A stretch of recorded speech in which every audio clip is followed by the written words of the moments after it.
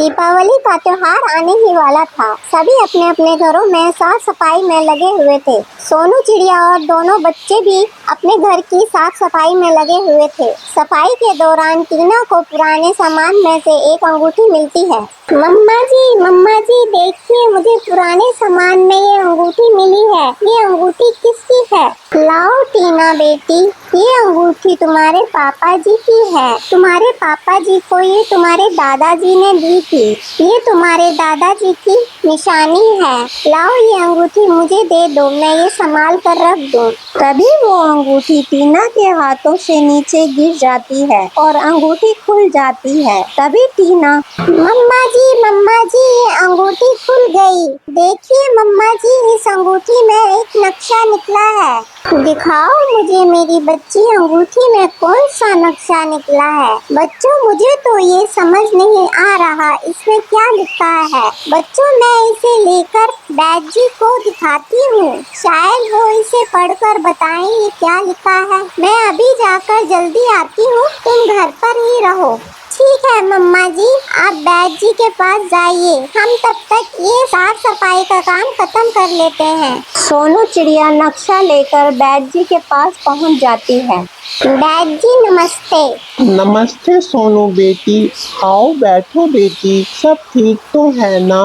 जी बैद जी, सब ठीक है। आज मैं दवाई लेने नहीं आई, मैं किसी और काम से आई हूँ। सोनू बेटी बताओ, तुम किस काम से आई हो? मुझे बहुत खुशी होगी अगर मैं तुम्हारे किसी काम आ सकूंगा। बैद जी ये देखिए, यह एक अंगूठी से निकला है। ये एक नक्शा दिखाई देता है, मगर मुझे समझ नहीं आ रहा इसमें क्या लिखा है। ये मेरे पति की अंगूठी है जो मेरे ससुर ने मेरे पति को दी थी। ये खानदानी अंगूठी है, मेरे ससुर जी को उनके पिताजी ने दी थी। इस अंगूठी में ये नक्शा निकला है। बैद जी बताइए, इस नक्शे में क्या है? दिखाओ सोनू बेटी मुझे। सोनू बेटी, यह तो खजाने का नक्शा है। सोनू बेटी, मैं तुम्हारे ससुर जी से भी सुन चुका हूँ कि तुम्हारे पूर्वजों का खजाना है। सोनू बेटी, इस खजाने तक पहुंचना बहुत मुश्किल काम है। ये खजाना तुम्हारे पूर्वजों का है, इसे तुम्हारे सिवा कोई नहीं ले पाएगा।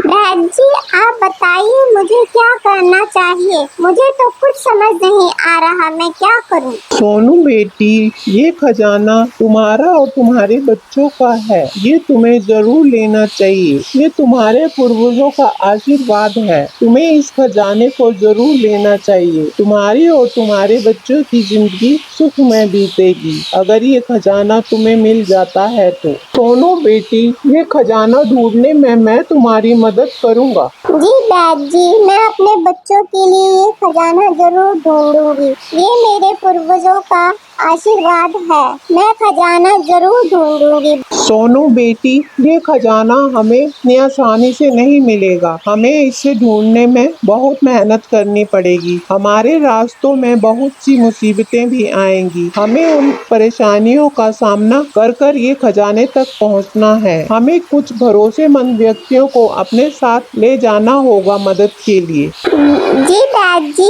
आप जैसा कहेंगे मैं वैसा ही करूंगी। सोनू बेटी, हमें अकेले नहीं जाना चाहिए। हमें अपने साथ कुछ भरोसेमंद लोगों को साथ ले जाना चाहिए अपनी मदद के लिए। हमारे ऊपर कोई मुसीबत ना आन पड़े, इसलिए हमें पहले से ही अपनी पूरी तैयारी के साथ जाना चाहिए। जी बैद जी, मैं सभी पक्षियों को अपने साथ जाने के लिए तैयार कर लूंगी। वो सभी हमारे साथ जरूर चलेंगे, मुझे भरोसा है उन पर। हाँ सोनू बेटी, हम सुबह फिर जल्दी ही निकलेंगे। हाँ बेटी, मैं कुछ जरूरत की चीजें और सामान अपने साथ बांध लेता हूँ ताकि हमें रास्ते में जरूरत पड़ने पे वो सामान हमारे पास हो। जी बैद जी, मैं अब घर जाती हूँ और सुबह जल्दी जाना है तो कुछ जरूरत का सामान मैं भी अपने साथ तैयार कर लेती हूँ और सभी पक्षियों को भी अपने साथ सुबह तैयार कर लेती हूँ जाने के लिए। हाँ सोनू बेटा, काफी देर हो गई है, बच्चियाँ घर पर अकेली होंगी, अब तुम जाओ। ठीक है बैद जी, मैं चलती हूँ, सुबह मिलते हैं। सोनू चिड़िया घर की ओर चल देती है। मम्मा जी आपने बहुत देर लगा दी, क्या बात है, आपने इतनी देर क्यों लगाई? मेरे बच्चों बैद जी से बातचीत करते हुए समय कब बीत गया कुछ पता नहीं चला। चलो बच्चों तुम खाना खाओ और सो जाओ, हमें सुबह जल्दी निकलना है और मैं थोड़ा सामान पैक कर लेती हूँ, तुम खाना खाकर सो जाओ। मम्मा जी हम कहाँ जा रहे हैं? बच्चों हम अपने पूर्वजों के खजाने की तलाश में जा रहे हैं, चलो तुम सो जाओ, मुझे अभी सभी पक्षियों के घर जाकर उन्हें भी साथ आने को बोलना है। दोनों बच्चे सो जाते हैं और सोनू चिड़िया जरूरत का सामान पैक कर लेती है और सोनू चिड़िया सभी पक्षियों को अपने साथ सुबह जाने को बोलने जाती है। सोनू चिड़िया पहले तोते के घर जाती है। नमस्ते तोते भैया। आओ आओ सोनू बहन, सब ठीक तो है ना? हाँ सब ठीक है, मुझे आपसे कुछ जरूरी काम था, वही बात करने आई हूँ। हाँ बहन बोलो, मुझे खुशी होगी अगर मैं तुम्हारे किसी काम आ सकूं। सोनू चिड़िया सारी बात तोते को बता देती है और तोता सोनू चिड़िया के साथ चलने को तैयार हो जाता है। फिर सोनू चिड़िया कबूतर के पास जाती है। कबूतर भैया मुझे आपसे कुछ बात करनी है। हाँ जरूर सोनू बहन बोलो, क्या बात है? सोनू चिड़िया कबूतर को सारी बात बता देती है। सोनू बहन मैं तुम्हारे साथ चलूंगा, ऐसे वक्त में मैं तुम्हें अकेले जाने नहीं दूंगा, मैं सुबह आ जाऊंगा। ठीक है कबूतर भैया, अब मैं चलती हूँ। सोनू चिड़िया अब कालू कौवे के पास जाती है। कालू भैया।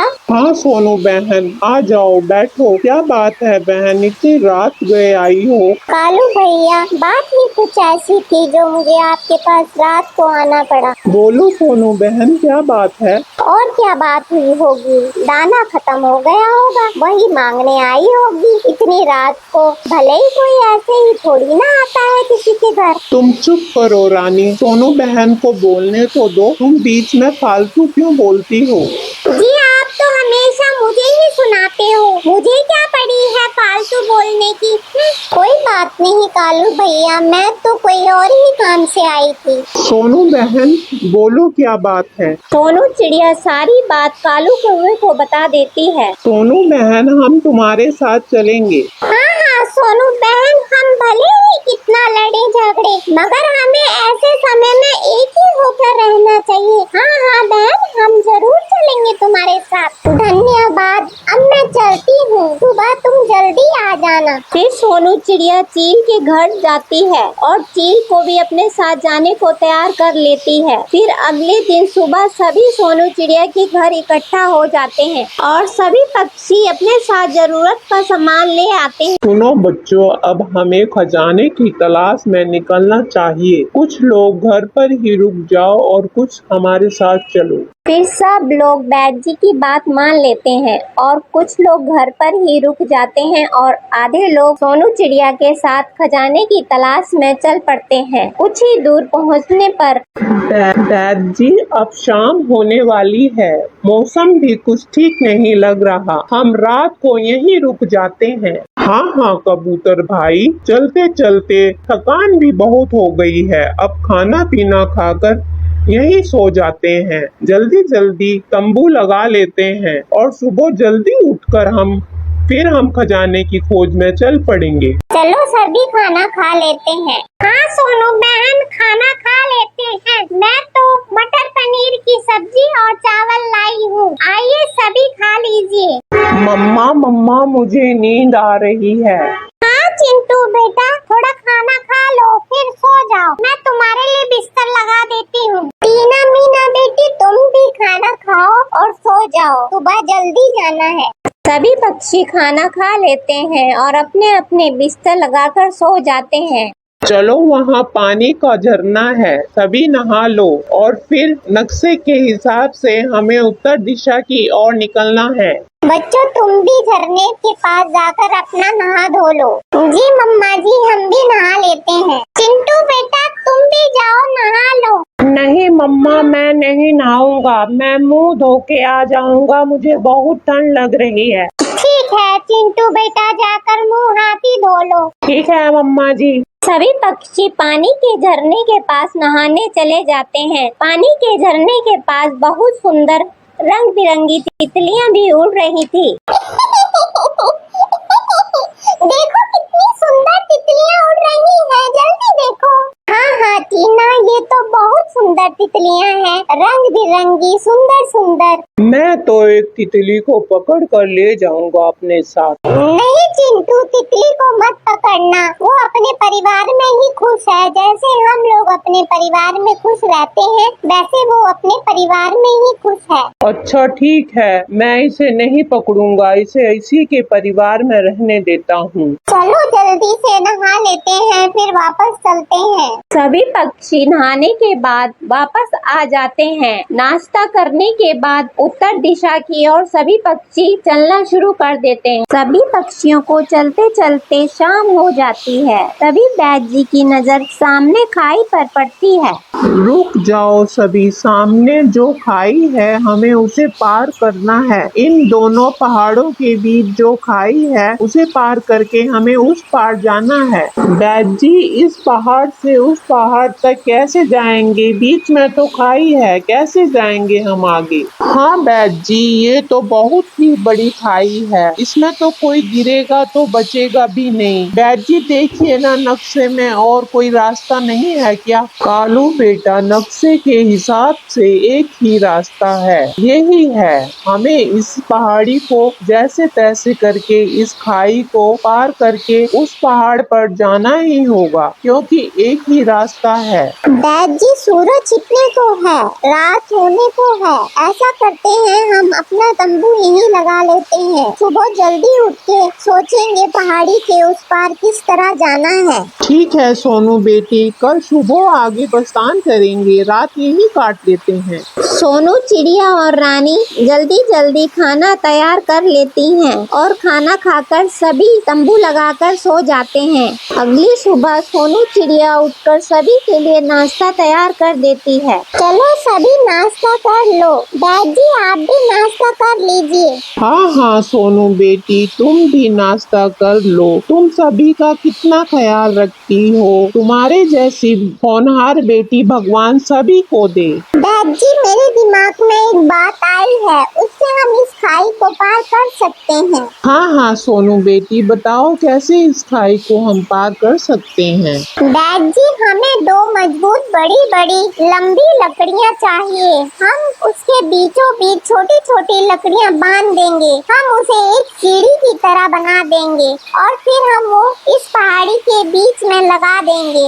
उससे हमें रास्ता बन जाएगा। इससे हम आराम से हम इस पहाड़ी से उस पहाड़ी तक पहुंच सकते हैं। हाँ हाँ सोनू बहन, तुम ठीक कहती हो। हाँ बहन, ये तो ठीक कह रही हो तुम। हाँ सोनू बेटी, ये ठीक रहेगा। तुम सब लकड़ियों का इंतजाम करो। फिर सभी लकड़ियों का इंतजाम करने चले जाते हैं। लकड़ियाँ लाकर फिर वो एक सीढ़ी तैयार कर लेते हैं। चलिए, अब सीढ़ी तो तैयार हो चुकी है, इसे हम पहाड़ी के ऊपर लगा देते हैं। सभी पक्षी मिलकर सीढ़ी लगा देते हैं। सीढ़ी लगने के बाद सब बारी बारी उस सीढ़ी के ऊपर से खाई को पार कर लेते हैं।